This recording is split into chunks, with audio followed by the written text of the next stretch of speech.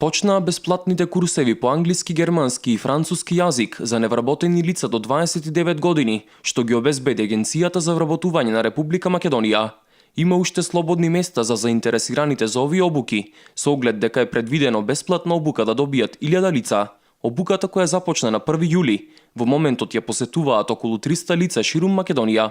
Овие обуки ги спроведуваме дел од ИПА проектот, дел од оперативниот план за 2015 година. Значи, обуките се спроведуваат за изучување на различни странски јазици.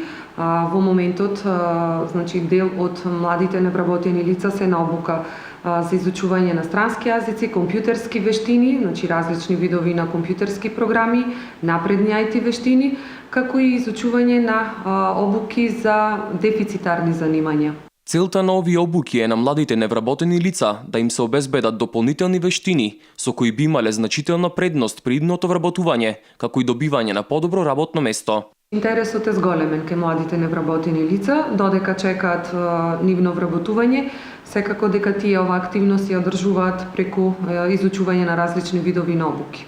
Со спроведувањето на бесплатните обуки, како и останатите мерки кои ги нуди Агенцијата за вработување на Република Македонија, забележано е намалување на невработените лица во Битола. Ако се земе во предвид дека Пелагонискиот регион е повеќе со значи фирми кои што работат со услуги, во овој период имаме голем намалување на бројот на невработените лица, бидејќи во овој период е зголемена побарувачката за работна сила во делот за услуги, трговија на мало и големо, преработувачката индустрија. Од 2011 до 2015 година бесплатни курсеви за странски јазици поминале 5325 кандидати на ниво на држава, од кои во овој момент се вработени 2477.